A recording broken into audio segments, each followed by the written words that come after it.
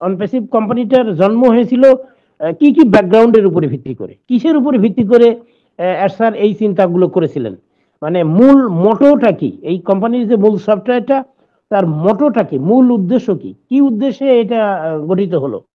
কারণ হলো একটা জিনিস আমাদেরকে মানতেই হবে, এটা কোনো তর্কের বিষয় না, এটা সঙ্গত কারণেই আমি বলবো, অত্যন্ত প্রাসঙ্গিক ভাবে আমি বলতে চাই যে সঙ্গত কারণে একটি বিষয় আমাদেরকে মানতেই হবে। সেটি হলো যে সারা বিশ্বে আইটি সলিউশন বেস যত কোম্পানি রয়েছে, সেটা আমরা জানি যে কোন কোন কোম্পানিগুলো রয়েছে। আইটি সলিউশন বেস কোম্পানি নাম না বললেও আমরা সবাই চিনি, যেটা বর্তমান বিশ্বে মানে আইটি জগতে এক ধরনের জায়ান্ট লেভেল পর্যায়ে রয়েছে, আমরা জায়ান্ট কোম্পানি বলতে পারি তাদেরকে।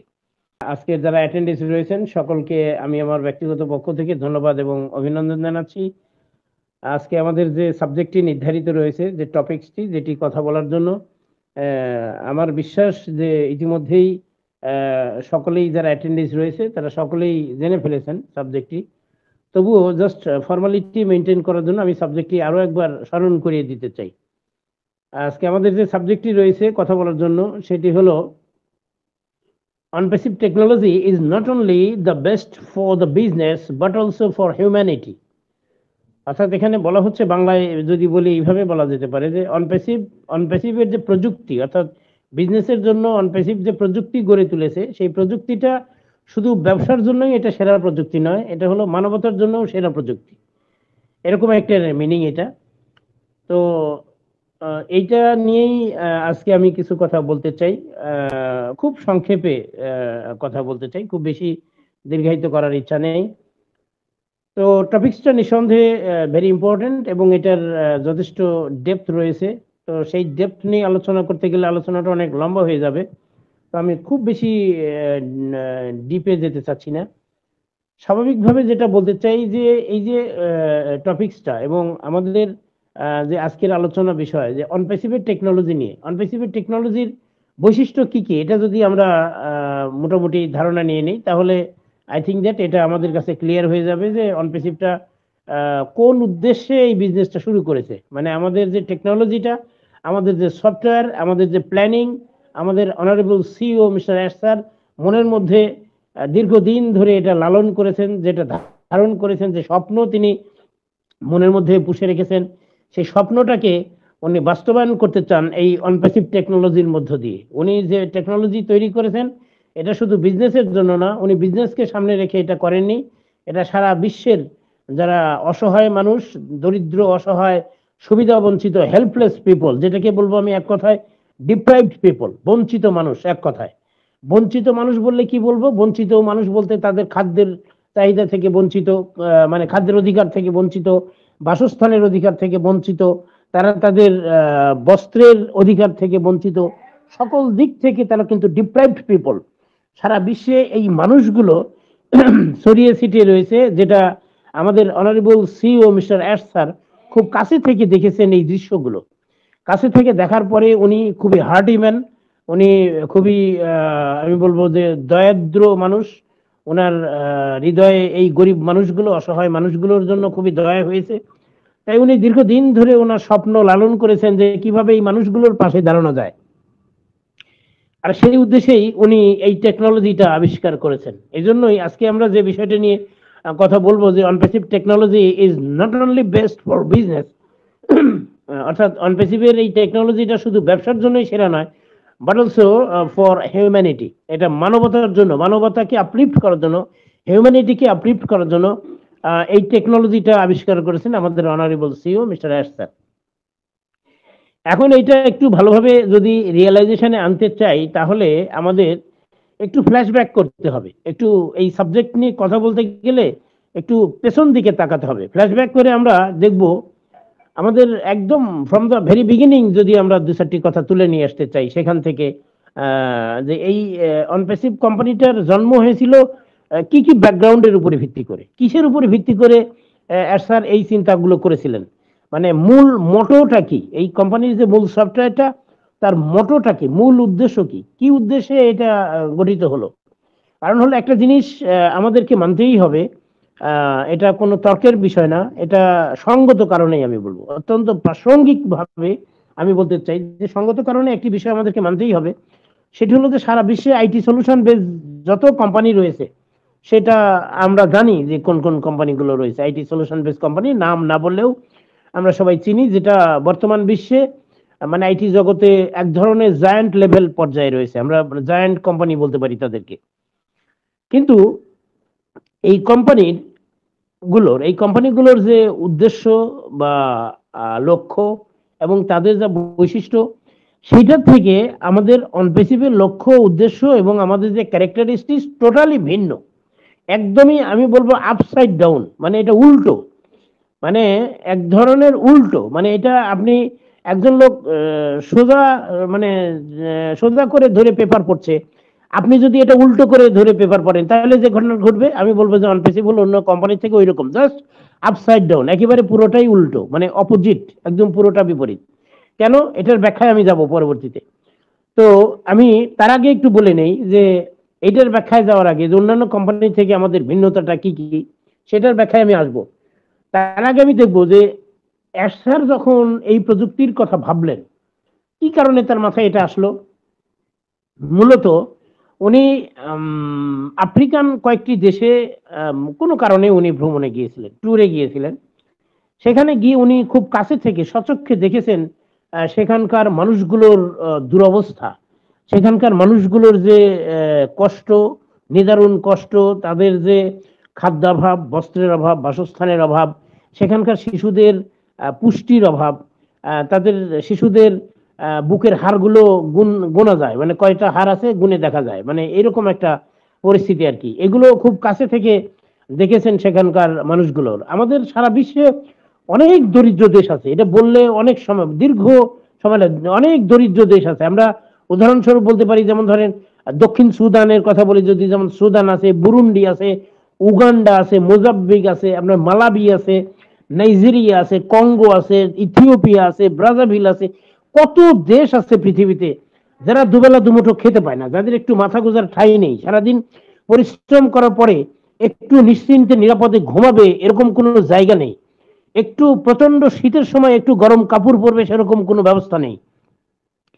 এই যে মানুষগুলো, এই মানুষগুলোর মানে যেটাকে আমরা বেসিক নিড বলতে পারি, মৌলিক চাহিদা, এই মৌলিক চাহিদা পূরণের ন্যূনতম সুযোগ সুবিধা তাদের মধ্যে নেই। এই যে ডিপ্রাইভড পিপল তাদেরকে বলা হচ্ছে, বঞ্চিত মানুষ, একদমই টোটালি হেল্পলেস, অসহায় মানুষ, তারা যেন জীবন যুদ্ধে আজীবন পরাজিত, তারা জীবনের যুদ্ধে যেন একেবারে সারেন্ডার করে ফেলেছে, মানে আর কোনো উপায় নেই তাদের সামনে। তারা এক বেলার খাবার কিছুটা খেয়ে পরবর্তী বেলার জন্য ভাগ করে রেখে দেয় যে আবার পরের বার খাবে, কারণ এবার খেলে আর পরে রাতে খেতে পারবে না, রাতে কিন্তু অনাহারে ঘুমাইতে যেতে হবে, যেটা আর ঘুম হবে না। ক্ষুধার্ত শরীরে কিন্তু ঘুম হয় না, পেটে যদি ক্ষুধা থাকে তাহলে কিন্তু ঘুম হয় না। এই দৃশ্যগুলো এরশাদ খুব কাছে থেকে দেখেছেন, আর এইটা দেখার কারণে তার মনটা কিন্তু কেঁদে উঠেছে, কারণ উনি, আমি প্রথম থেকেই বলেছি, উনি খুব হার্টি ম্যান, মানে খুবই হৃদয়বান মানুষ। ওনার হৃদয়টা দয়ায় পরিপূর্ণ, মানে উনি এই গরিব অসহায় মানুষদের যন্ত্রণাটা উপলব্ধি করেন, কষ্টটা ফিল করেন ভালোভাবে। এই জন্য উনি দীর্ঘদিন ধরে চিন্তা করছিলেন যে আমরা এমন কিছু করতে পারি না এই মানুষগুলোর পাশে দাঁড়ানোর জন্য, এমন কি কিছু নাই, এমন কি ব্যবস্থা করা যায় না যে এই মানুষগুলোকে হেল্প করা যায়, এটা কিভাবে এটা করা যায়। এখন মেইনলি ব্যাপারটা হলো যে আপনি যদি ফিনান্সিয়ালি ডাইরেক্ট একটা মানুষকে হেল্প করতে চান, তাইলে এটা আমি বলবো একজন দুইজন মানুষের পক্ষে এটা টোটালি ইম্পসিবল, এটা কিন্তু সম্ভব না। সারা পৃথিবীর এত দরিদ্র অসহায় এই হেল্পলেস পিপল গুলো আছে, এত বেশি মানুষ আছে যাদেরকে আপনি সরাসরি একজন ব্যক্তি, আপনার যতই ধন সম্পদ থাক, আপনি যদি ডাইরেক্টলি মানুষগুলোকে হেল্প করতে চান ফিনান্সিয়ালি, তাদেরকে আপনি যদি মানে কি বলবো যে সলভেন্সি নিয়ে এসে দিতে চান, তাইলে কিন্তু এটা সম্ভব না, কারণ আপনার কত অর্থ আছে, কত দিতে পারবেন, এটা কিন্তু সম্ভব হবে না। তাইলে আপনাকে, বুদ্ধিমানের কাজ হলো একটা সিস্টেমেটিক ওয়েতে আপনাকে এগিয়ে যেতে হবে, একটা সিস্টেমের মধ্য দিয়ে আপনাকে এগিয়ে যেতে হবে, যাতে একটা সিস্টেমেটিক্যালি মানে this problem will be solved, মানে এইরকম একটি চিন্তা স্যারের মাথায় এসছে। এই জন্য তিনি চিন্তা করেছিলেন যে না, আমি সরাসরি অর্থ দিয়ে একজনকে কত দিবেন, আপনি একজনকে হয়তো $2000, $5000, $1000 দিবেন, কতদিন ধরে দিবেন? সারা বিশ্বের অনেক অসহায় মানুষ আছে, কতগুলো পরিবারকে দিবেন, অনেক দরিদ্র দেশ আছে, আপনি শেষ করতে পারবেন না দিয়ে, তাহলে এটা ইম্পসিবল আপনার জন্য। তাহলে আপনাকে এমন কোন সিস্টেম ডেভেলপ করতে হবে, মানি মেকিং মেশিন এক ধরনের, সিস্টেমেটিক্যালি সেখান থেকে মানি প্রডিউস হবে। এই ধরনের যদি একটি সিস্টেম ডেভেলপ করতে পারেন, এবং সেইটাকে যদি সেই আওতায় যদি এই মানুষগুলোকে নিয়ে আসা যায়, then you will be successful. তাইলে কিন্তু আপনি সফলভাবে এই মানুষগুলোকে হেল্প করতে পারবেন। স্যার কিন্তু ঠিক সেই চিন্তাটাই করেছেন। এই সফটওয়্যারের চিন্তাটা কিন্তু তার মাথায় তখন থেকে আসছে। উনি স্টুডেন্ট লাইফে যখন পড়াশোনা করেছেন তখন উনি খুবই ব্রিলিয়ান্ট স্টুডেন্ট ছিলেন। এই সকল বিষয়ে, এই সফটওয়্যারের বিষয়ে অত্যন্ত পারদর্শী ছিলেন তখন থেকে। আর উনি সবসময় চিন্তা করতেন এক্সেপশনাল কোনো কিছু করার জন্য, যেটা আমাদের বিভিন্ন সময় আমরা ওয়েবিনারে পেয়েছি তার কাছ থেকে। ওয়েবিনারে বিভিন্ন কথা তিনি বলেছেন, বিভিন্ন কথা প্রসঙ্গে কথা বলতে গিয়ে তিনি কিন্তু বলেছেন যে আমরা এমন কিছু নিয়ে আসছি, অনপেসিভ যে টেকনোলজি নিয়ে আসছে, যে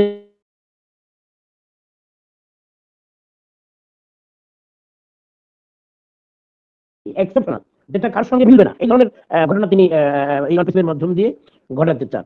আর এই কারণে আমাদের কোম্পানির যে জন্মলগ্ন থেকে কয়েকটি মোটোকে সামনে রেখে কোম্পানি সফটওয়্যার তৈরি করা হয়েছে। নাম্বার ওয়ান হলো যে এই কোম্পানির জন্মই হয়েছে হিউম্যানিটিকে আপলিফট করার জন্য। এখন এই বিষয়টি যদি বলতে চাই, হিউম্যানিটিকে আপলিফট করার ব্যাপারটা কি?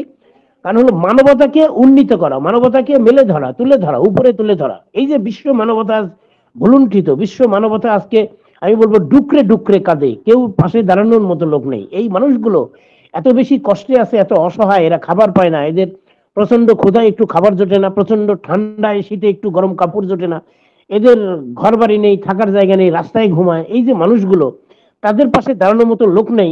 এই লোকগুলোকে হেল্প করা, এটাই হলো হিউম্যানিটিকে আপলিফট করা। এটা তার একটা স্বপ্ন। যে সফটওয়্যার তৈরি করেছেন তার কয়েকটি বেজ আছে। তার প্রথম বেজ হলো হিউম্যানিটিকে আপলিফট করা। সেকেন্ড যে বেজটা, সেটা হলো কারাপশনকে কারেকশন করা। কারণ তিনি দেখেছেন, কয়েকদিন আগেও কিন্তু স্যার বলেছেন যে এই যে যুদ্ধ শুরু হলো আমাদের দেশে, আমাদের বিশ্বে তো এখনো যুদ্ধ যেটা চলছে, এই যুদ্ধ পরিস্থিতির কারণে তিনি কিন্তু বলেছেন যে সারা বিশ্বের মানুষকে বাঁচানোর জন্য যে অর্থ ব্যয় হয়, তার চেয়ে হাজার গুণ বেশি অর্থ ব্যয় হয় মানুষকে মারার জন্য। কারণ যে পরিমাণ মিসাইল নিক্ষেপ করা হচ্ছে, যে পরিমাণ অর্থ ব্যয় করা হচ্ছে যুদ্ধ পরিচালনার জন্য, যে পরিমাণ অর্থ বাজেট করা হয়, এই যুদ্ধবাজ রাজনীতিবিদরা সারা বিশ্বের, যে এদেরকে বলবো আমি আমি ক্রেজি পলিটিশিয়ান, এটা পাগল, এদেরকে রাজনীতিবিদ বলা যায় না, এরা পাগল। এরা মানুষ মারার রাজনীতি করে। এই মানুষ মারার রাজনীতি যারা করে, এরা যে পরিমাণ বাজেট করে মানুষ মারার জন্য, তার হাজার ভাগের এক ভাগও এরা মানুষকে বাঁচানোর জন্য বাজেট করে না, হেল্প করে না। এটা অত্যন্ত দুঃখজনক। যেটা মানে বলবো যে এটা কোথা থেকে হয়? এটা করাপশনের কারণে হয়, দুর্নীতির কারণে হয়। কারণ দুর্নীতি থেকে, কারণ ইন্টারনেট জগতে দুর্নীতি আছে, আপনার অফলাইন জগতে দুর্নীতি আছে। এই দুর্নীতিকে যতদিন আপনি এই কারাপশন গুলোকে কারেকশন করতে না পারবেন, ততদিন পর্যন্ত এই মানে ওয়ারকে আপনি মানে বয়কট করতে পারবেন না। এই ওয়ারকে, এই যুদ্ধকে আপনি বয়কট করে সেখানে আপনি শান্তি প্রতিষ্ঠা করতে পারবেন না। এই জন্য করাপশনকে কারেকশন করা। তাহলে আমাদের যে মোটোগুলো, তার মধ্যে একটা হলো হিউম্যানিটিকে আপলিফট করা, সেকেন্ড যেটা সেটা হলো কারাপশনকে কারেকশন করা, আরেকটা হলো লাস্ট যেটি মানে আমরা বিগত দিনে বহুবার শুনেছি স্যারের মুখ থেকে, সেটা হলো we want to won the internet. অর্থাৎ বলছে যে আমরা ইন্টারনেট জগৎটা আমাদের করে নিতে চাই, ইন্টারনেট জগৎটাকে ভেঙে চুরে নতুন করে করতে চাই, আমরা উইন করতে চাই, ইন্টারনেট জগৎটাকে আমরা আমার করে নিতে চাই, নিজের করে নিতে চাই, এইটা জয় করতে চাই। কেন? কারণ হলো ইন্টারনেট জগতে যে পরিমাণ দুর্নীতি হয়, যে পরিমাণ করাপশন হয়, মানুষকে শোষণ করা হয়, সারা বিশ্বের মানুষকে যেভাবে শোষণ করা হচ্ছে, এটা ইন্টারনেট জগতের মাধ্যমে, এটা খুবই কল্পনাতীত ব্যাপার। এইটাই আমি এবার এই পয়েন্ট থেকে আমি ওই আগের পয়েন্টে যাব, যেটা আমি বলেছিলাম যে অন্যান্য কোম্পানি এবং আমাদের কোম্পানির সফটওয়্যারটা পুরোটা আপসাইড ডাউন, একেবারে উল্টা, উল্টা করে পেপার ধরে পড়ার মতো। আমি বলেছিলাম যে এই প্রসঙ্গে আমি পরে আসবো, আমি এখন আসতে চাই এই প্রসঙ্গে।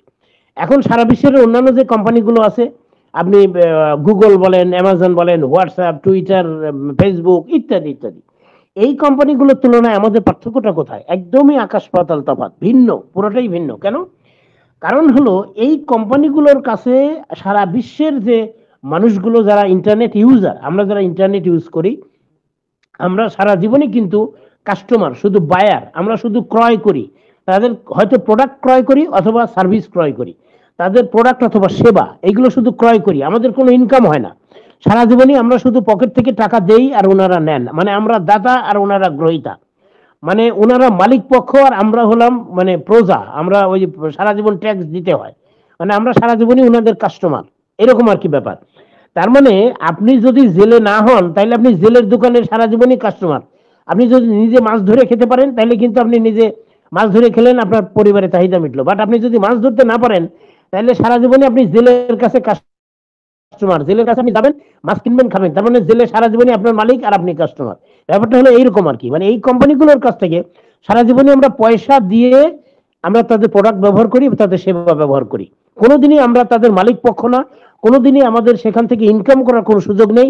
কোনোদিনই আমরা বলতে পারি না যে আমরা এই সফটওয়্যারের একটা অংশ, আমরা এই বিজনেসের একটা অংশ, এই কোম্পানির একটা অংশ, এটা আমরা কখনো বলতে পারি না। বাট অ্যাজ স্যার আমাদেরকে সেই সুযোগ দিয়েছে, তার বিজনেসের মালিক করে নিয়েছে, তার বিজনেসের একটি অংশ, আমরা কিন্তু তার বিজনেসের অংশ, আমরা তার বিজনেসের আমরা অংশীদার, আমরা ফাউন্ডার, আমরা কি বলবো, অনেক নামে বলা যায়, আমরা শেয়ার হোল্ডার, এরকম বিভিন্ন শব্দ ব্যবহার করা যায়। কারণ হলো এই কোম্পানিগুলো যে নীতিতে বিজনেস করে সেটা হলো ওয়ান ওয়ে রোড। এখানে শুধু অর্থ তাদের পকেটে শুধু ঢুকবে, পকেট থেকে বাইরে যাবে না, পকেটে শুধু ঢুকবে, সারা বিশ্বের মানুষ তাদেরকে দিবে আর তারা শুধু নিবে। এটাই হলো এদের সিস্টেম। কিন্তু একমাত্র অনপেসিভ তৈরি হয়েছে ভিন্ন নীতিতে, সেটা হলো অনপেসিভ। এটা শুধু বিজনেস করবে, টাকা শুধু নিজের পকেটে ঢুকবে, এটা কখনোই এই নীতি ফলো করে না। সে ধরনের প্রযুক্তি বা টেকনোলজি অনপেসিভ ব্যবহার করে না। এটা বিগত দিনের ওয়েবিনার গুলোতে আমাদের honourable CEO mister S sir পরিষ্কার ভাবে বলে দিয়েছেন যে we never run after money, we never run after only profit. আমরা শুধু টাকার পিছনে দৌড়াই না, আমরা শুধু প্রফিটের পিছনে দৌড়াই না, আমরা হিউম্যানিটিকে আপলিফট করতে চাই, আমরা কারাপশনকে কারেকশন করতে চাই, এবং ইন্টারনেট জগতে যে নৈরাজ্য বিরাজ করছে সেটাকে আমরা কারেকশনের মধ্যে নিয়ে আসতে চাই, এটাকে আমরা কন্ট্রোল করে ফেলতে চাই। এটা বহুবার এই কথাগুলো বলেছে। এই জন্যই বলবো যে এই কোম্পানির মানে নীতিগুলো হলো ওয়ান ওয়ে, আর আমাদের একমাত্র অনপেসিভই শুধু আছে, যেটা হলো সারা বিশ্বের মানুষদেরকে ইনকাম দেবে, সেখান থেকে আমরা আমাদের স্বপ্ন পূরণ করব, সেখান থেকে আমাদের পকেটে টাকা ঢুকবে, আমাদের যারা অসহায় দরিদ্র মানুষ তারা এখান থেকে ইনকাম করবে, তাদের জীবনের সচ্ছলতা আসবে, ফিনান্সিয়াল সলভেন্সি আসবে, তাদের জীবনের কি বলবো, এই যে বাসস্থানের সমস্যা, হেলথ প্রবলেম, তাদের যে ফুড প্রবলেম, এগুলো সমাধান হবে। এই স্বপ্ন আমরা শুধু অনপেসিভেই দেখতে পারি, আর কোথাও না। এই জন্য আমি বলবো যে অনপেসিভের সফটওয়্যার টেকনোলজি এবং আদার্স কোম্পানিগুলোর সফটওয়্যার টেকনোলজি একদম পুরোটাই আপসাইড ডাউন, পুরোটাই উল্টা। এটা এখন বিষয়টা হলো এই যে এখন এইভাবে কিন্তু মানুষকে হেল্প করার কিছু বিড়ম্বনাও আছে, সেটা কিন্তু স্যার খুব ভালোভাবে জানেন যে বিড়ম্বনাগুলো কি কি। কারণ হলো সারা জীবন উনি এগুলো নিয়ে চিন্তা করেছেন, গবেষণা করেছেন, খুব কাছে থেকে দেখেছেন। আমি একটি এক্সপিরিয়েন্সের কথা বলি, একটি অভিজ্ঞতার কথা বলি। আজ থেকে আহ, বেশ কিছু বছর আগে, এখন যেমন ইলন মাস্ক সারা ওয়ার্ল্ডের ধনী ব্যক্তির তালিকায় 1 নম্বরে রয়েছেন, তখন ছিলেন ইয়ে বিল গেটস ছিলেন তখন সেরা ধনী। তো বিল গেটস সম্পর্কে, বিল গেটস এর একটি সাক্ষাৎকার আমাদের দেশের একটি পেপারে, কোন পেপারটা এই মুহূর্তে ভুলে গেছি আমি, একটি পেপারে ছাপা হয়েছিল। সেখানে তাকে জিজ্ঞেস করা হয়েছিল যে আপনার এই যে এত বিত্ত বৈভব, পাহাড় সম সম্পদ, এগুলো দিয়ে আপনার স্বপ্ন কি, আপনি কি করতে চান? মানে এইভাবে দিন দিন তো বেড়েই চলেছে আপনার সম্পদ, আপনি কি করতে চান? এটা আপনার পরবর্তী প্রজন্ম, মানে আপনার ছেলে মেয়ে, তাদের জন্য কি এগুলো মানে রেখে যাচ্ছেন, নাকি এটা নিয়ে আর কি করতে চান? উনি তখন সোজা সাপটা জবাব দিয়ে দেন যে আমি আমার স্ত্রী সন্তানের জন্য বা আমার ছেলে মেয়ে, আমার পরবর্তী প্রজন্ম, তাদের জন্য আমি কোনোভাবে এই সম্পদ, ব্যাংক ব্যালেন্স, এগুলো আমি রেখে দিতে চাই না। এগুলো আমার ইচ্ছা যে সারা বিশ্বের দরিদ্র অসহায় মানুষ যারা, তাদেরকে আমি সব টাকা আমি এটা দান করে দিতে চাই, বিলিয়ে দিতে চাই তাদের মাঝে। আমার ছেলে মেয়েকে আমি যোগ্য করে গড়ে তুলেছি, তাদেরকে আমি রাস্তা দেখিয়ে দিয়েছি যে তোমরা আমার মতো ইনকাম করে ধনী হও। এইভাবে রাস্তাতে তাদেরকে আমি যোগ্যতা দিয়ে তৈরি করেছি যে এই এই যোগ্যতার উপর ভর করে তুমি ইনকাম করো। আমি যে তোমাকে বিলিয়ন ডলার রেখে যাব, তুমি এটাকে ট্রিলিয়ন ডলার বানাইতে হবে, নট দ্যাট, এটা হবে না। এটা উনি পরিষ্কার তার বাচ্চাদেরকে বলে দিয়েছেন। এখন প্রশ্ন হলো, তাকে জিজ্ঞেস করা হলো তাহলে আপনি সেটা দিচ্ছেন না কেন, পারেন না কেন? তখন উনি বললো যে দেখুন, আমি দিচ্ছি না ব্যাপারটা এরকম না, আসলে দেওয়ার সিস্টেম নেই, দিতে আমি পারি না। কারণ হলো কি, আমার ইচ্ছে করে আমার এই সম্পদগুলো আমি মানুষের মাঝে বিলিয়ে দেই, কিন্তু সারা বিশ্বের বিভিন্ন দেশ এবং আমেরিকা সহ বলছে যে আমি যে দেশের বাসিন্দা আমেরিকা, সেই দেশের যে নিয়মগুলো এবং অন্যান্য দেশের যে মানি ট্রানজেকশনের নিয়মগুলো, এটা একটা জটিল জাল, অত্যন্ত কমপ্লেক্স নেট হিসেবে উনি ব্যাখ্যা দেন। বলেন যে এইটা মানি ট্রানজেকশনের নিয়মগুলো একটা কমপ্লেক্স নেট, একটা জটিল জাল এই হিসেবে উনি ব্যাখ্যা করেন। কারণ হলো সারা বিশ্বের যে মানি ট্রানজেকশনের নিয়মগুলো আছে, মানে অর্থ লেনদেনের যে নিয়মগুলো রয়েছে, এক দেশে যেটা বৈধ, যে পদ্ধতিতে এক দেশে টাকা লেনদেন করা যায়, অন্য দেশে সেটা আবার দেখা যায় যে ওটা মানি লন্ডারিং এর আওতায় পড়ে যায়, ওই দেশে টাকা ওইভাবে লেনদেন করা যায় না। সুতরাং ইচ্ছা করলেও আপনি গণহারে আপনি হাতে হাতে টাকা বিলি করতে পারেন না। আপনার গভর্নমেন্ট, আপনি যে দেশের বসবাস করেন সেই দেশের গভর্নমেন্ট আপনার কাছে জানতে চাইবে যে আপনি যে এই যে ধরুন আপনি 10 বিলিয়ন, 20 বিলিয়ন, 15 বিলিয়ন টাকা আপনি সার করে দিতে চান, আপনি এটা ফান্ডিং করতে চান, আপনি কিভাবে কেন করতে চান, আপনার জবাবদিহি করতে হবে।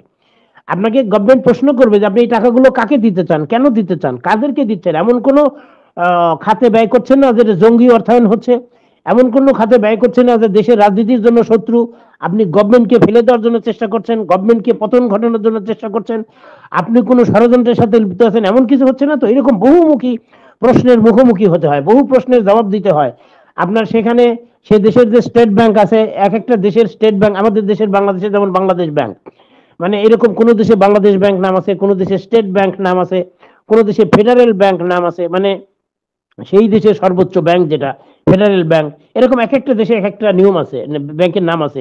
সেই দেশের ফেডারেল ব্যাংকের কাছে পারমিশন লাগে, সেই দেশের ফিনান্সিয়াল যে ক্যাবিনেট মন্ত্রণালয় সেখান থেকে পারমিশন লাগে, সেই দেশের মানে সরকারের কাছে পারমিশন নিতে হয়। এত বেশি ফাইল চালাচালি করতে হয়, এত বেশি ফাইল রেডি করতে হয় যে আপনি যে টাকা ট্রান্সফার করতে চান, যে 10 বিলিয়ন বা 15 বিলিয়ন, 20 বিলিয়ন টাকা আপনি দিতে চান, এতে যত সময় ব্যয় হয়, দেখা যাবে যে বিল গেটসের তার মধ্যে আবার 50 বিলিয়ন ইনকাম হয়ে গেছে। মানে ওইটা পুরানো তো দূরের কথা, উনি চান যে আমার যত সম্পদ আছে আমি শেষ করতে চাই, বাট উনি এই কারণে শেষ করতে পারে না। উনি যতটুকু সার করতে চায়, যতটা সময় লেগে যায়, ওই সময়ের মধ্যে আরো কয়েক গুণ টাকা তার জমা হয়ে যায়। এই জন্য ওনার ভান্ডার থেকে টাকা কখনো ফুরাচ্ছে না। এটা উনি পরিষ্কারভাবে বুঝিয়ে দিলেন ওনার সাক্ষাৎকারে।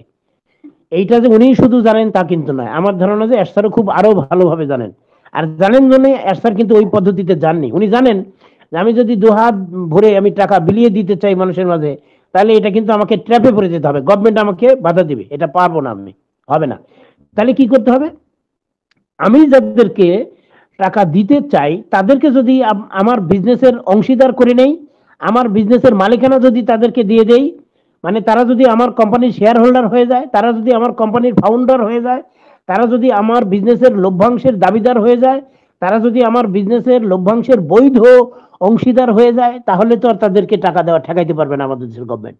তাহলে তো আর কোনো অসুবিধা নেই। এই জন্য অনেক ভেবে চিন্তে উনি চিন্তা করলেন যে আমি এমন একটি কোম্পানি গঠন করতে চাই যে কোম্পানিতে সারা বিশ্বের একেবারে সব শ্রেণী পেশার মানুষকে আমি ফাউন্ডারশিপ নেওয়ার সুযোগ দেবো। ফাউন্ডারশিপ নিলে কি হবে, তারা এই বিজনেসের অংশীদার হয়ে যাবে, তারা এই বিজনেসের মালিকানার শেয়ার পাবে, মালিকানা অংশীদার হয়ে যাবে। তাইলে গভর্নমেন্ট কিছু বললে আমি বলবো যে না, উনি তো আমার কাছে টাকা পাবে। ওই যে বাংলাদেশে অমুক তমুক এদেরকে আমরা টাকা দিচ্ছি, কেন দিচ্ছি, গভর্নমেন্ট জিজ্ঞেস করলে আমি বলবো যে উনি আমার কাছে টাকা পাবে। মানে এরশাদ আমাদেরকে মালিক বানিয়েছেন যে আমরা ওনার কাছে টাকা পাই কেন, কারণ ওনার কোম্পানির আমরা শেয়ার হোল্ডার, ওনার কোম্পানির ফাউন্ডারশিপ নিয়েছি আমরা, ওনার কোম্পানির বিজনেসের অংশীদার আমরা। এই জন্য উনি আমাদেরকে টাকা দিতে বাধ্য, মানে আমরা পাওনাদার। মানে ব্যাপারটা এমন চমৎকার ভাবে সফটওয়্যারটা তৈরি করেছেন, আমাদেরকে বানিয়েছেন ওনার কাছে পাওনাদার। মানে উনি আমার কাছে ঋণী, টাকা দিতে উনি বাধ্য। এইটা যদি অবস্থা হয়, তাহলে গভর্নমেন্ট কখনোই না বলতে পারবে না যে আপনি ওনাকে টাকা দিবেন না। উনি যদি বলে যে মিস্টার আবুল হোসেনকে আপনি কেন টাকা দিচ্ছেন, উনি এরশাদ তখন বলবে যে মিস্টার আবুল হোসেন আমার কাছে টাকা পান, উনি আমার বিজনেসের অংশীদার, উনি ফাউন্ডার, আমার বিজনেসের শেয়ার হোল্ডার, ওনাকে টাকা দিতে আমি বাধ্য। উনি পাবেন তাই আমি দেবো, ওনাকে যে আমি হেল্প করছি, দয়া করুণা করছি, নট দ্যাট, উনি পাবে আমার কাছে পাওনা টাকা। তাই গভর্নমেন্ট আর বাধা দিতে পারবে না। এই পদ্ধতিতে উনি আসছেন, যেটা পৃথিবীতে নজিরবিহীন, একেবারেই নজিরবিহীন। মানে এই জন্যই বলা হচ্ছে যে অনপ্রেসিভেড টেকনোলজি বিজনেসের জন্য নয়, শুধু বিজনেসের জন্য নয়, এটা হিউম্যানিটিকে আপলিফট করার জন্য সেরা। তার মানে অনপ্রেসিভেড টেকনোলজিটা তৈরি হয়েছে, আমি বললাম যেটা কিছুক্ষণ আগে, অন্যান্য কোম্পানির যে টেকনোলজি আর আমাদের যে সফটওয়্যার টেকনোলজি, এটা সম্পূর্ণ উল্টা, একেবারেই উল্টা। এইভাবে তৈরি করা হয়েছে, সারা বিশ্বের মানুষদেরকে ফাউন্ডার করা হয়েছে, এবং যে নীতিতে ফাউন্ডারশিপ তখন দেওয়া হয়েছে, এখন কে কিনেছে কে কিনেনি, ফাউন্ডারশিপ কে নিয়েছে কেউ নেয়নি, ডাজন্ট ম্যাটার। এটা কিন্তু মানে এরশাদ দায়ী না এর জন্য। এখানে এখানে যে ফাউন্ডারশিপ দেওয়া হয়েছে, এটা ওপেন ডোর পলিসি অবলম্বন করা হয়েছে। ওপেন ডোর পলিসি মানে একদম খোলা নীতি, আপনি যে কোনো শ্রেণী পেশার মানুষ, একজন রিক্সা চালক সেটাও কিন্তু ফাউন্ডারশিপ নেওয়ার সুযোগ ছিল, একজন যে ধনী কোটিপতি তারও কিন্তু এখানে ফাউন্ডারশিপ নেওয়ার সুযোগ ছিল। এরশাদ কখনো বলেননি যে এই কোয়ালিটির লোক ফাউন্ডারশিপ নিতে পারবে আর ইনারা পারবে না। বাংলাদেশের লোক পারবে, ইথিওপিয়ার লোকজন পারবে না, বুরুন্ডির লোকজন পারবে, ইন্ডিয়ার লোকজন পারবে না, তা কিন্তু বলেননি। উনি সকল শ্রেণী পেশার মানুষ, ওপেন ডোর পলিসি যেটাকে বলে, এই নীতি উনি অবলম্বন করেছেন। কেন করেছেন, যে ওনার একটা চিন্তা ছিল যে মানে যারা ফাউন্ডারশিপ নিবে তারা তো নিবেই, তারা তো এমনিতেই বিলিয়নিয়ার হয়ে যাবে। তাহলে কি হবে, আর যারা ফাউন্ডারশিপ নিতে পারবে না তাদের জন্য একটা সুযোগ রাখা যাবে, সেটা হলো কি, ফাউন্ডার যারা আছে, ফাউন্ডিং মেম্বারদের অ্যাফিলিয়েটিং এর যে লিঙ্ক আছে, এই লিঙ্ক ধরে এই কোম্পানিতে তারা দ্বার খোলা থাকবে, এখানে ঢুকতে পারবে। মানে এই কোম্পানিতে আপনি যদি বিজনেস করতে চান, এই কোম্পানিতে আসার রাস্তা শুধু একটাই খোলা আছে, সেটা হলো কোনো ফাউন্ডিং মেম্বারের যে লিঙ্ক, সেই লিঙ্কের মধ্য দিয়ে আপনাকে এখানে আসতে হবে, তাছাড়া আর কোনো দরজা এখানে খোলা রাখা হয়নি।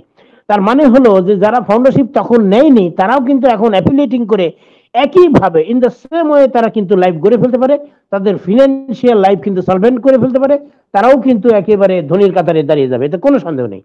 এই জন্যই সফটওয়্যারটা তৈরি হয়েছে এইভাবে। এই জন্য আমি বলছি যে সারা পৃথিবীতে দরিদ্রতম দেশগুলো, আপনি বর্তমান সারা বিশ্বে যদি আমরা দেখি যে 1.6 বিলিয়ন পিপল রয়েছে যাদের বাসস্থানের সমস্যা রয়েছে।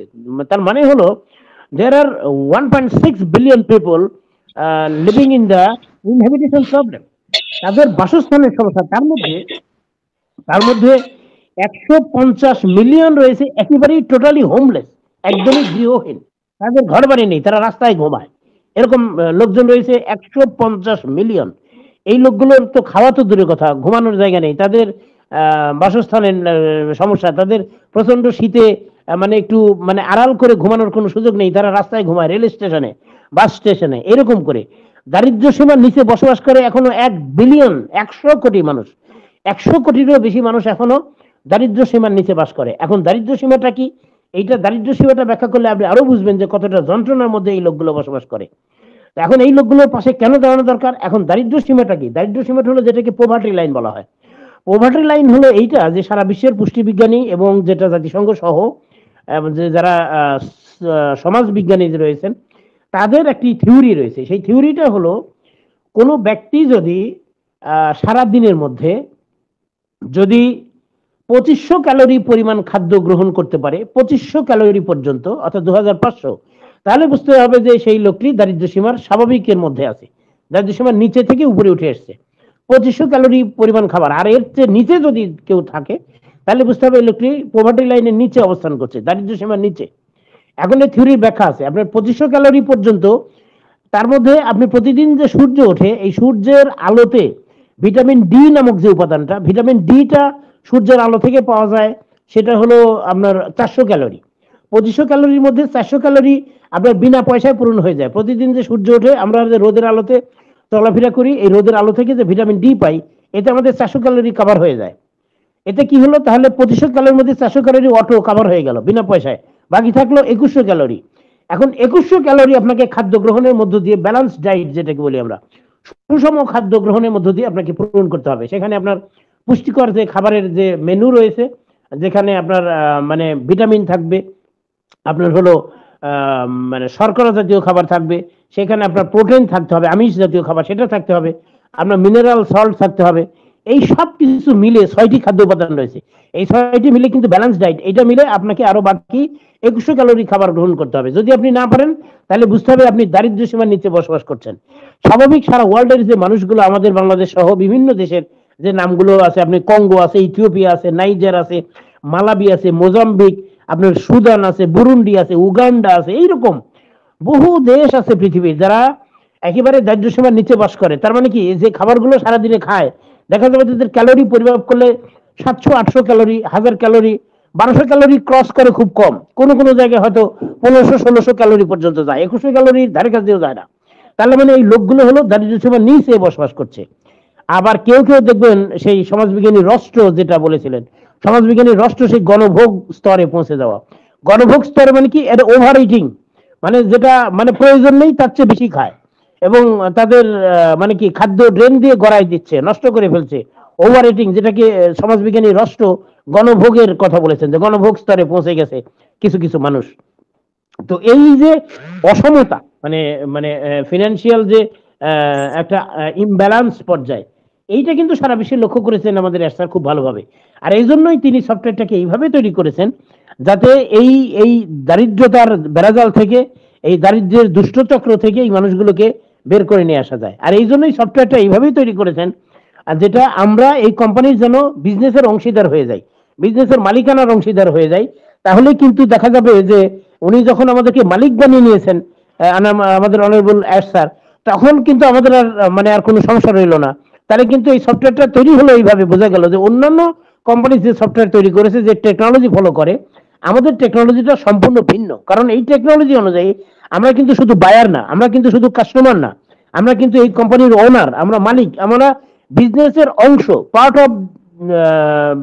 Of the business. আমি বলবো যে আমরা কিন্তু বিজনেসের অংশ। এই যে ব্যাপারটা, এই সফটওয়্যার সারা পৃথিবীর আর কোথাও পাওয়া যাবে না। এই জন্য বলছি যে অনপেসিভের টেকনোলজি এটা শুধু বিজনেসের জন্য না, এটা মানবতার উন্নীত করার জন্য, মানবতাকে আপলিফ্ট করার জন্য তৈরি হয়েছে। এখন বিষয়টি হলো যে আস্থার কিন্তু বহুবার এই কথাটি বলেছেন।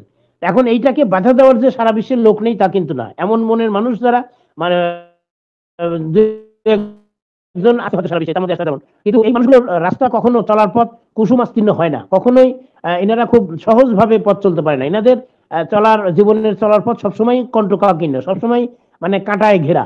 মানে এটা দুষ্টু লোকগুলো সবসময় তাদেরকে বাধা দেয়। এই তার ব্যতিক্রম কিন্তু আর্শালের জীবনে ঘটেছে।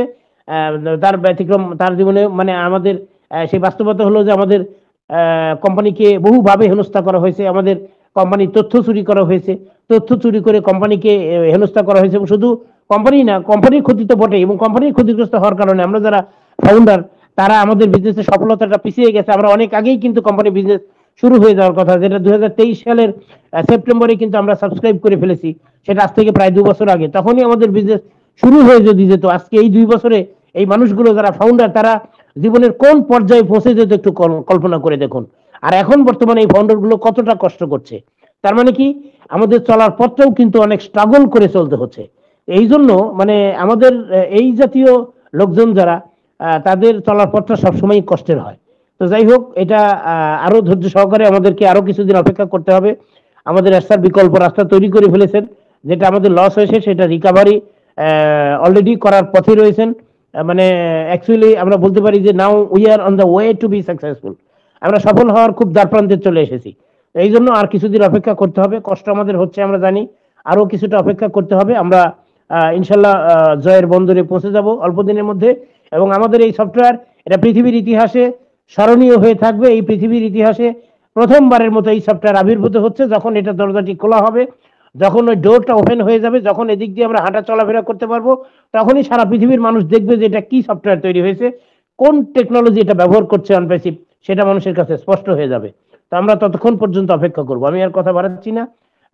আমার মনে হয় যে যথেষ্ট সময় আমি নিয়ে ফেলেছি, আর কথা বাড়াতে চাচ্ছি না। আবারও আপনাদের সঙ্গে দেখা হবে, কথা হবে ইনশাল্লাহ। ততক্ষণে সবাই ভালো থাকুন, সুস্থ থাকুন।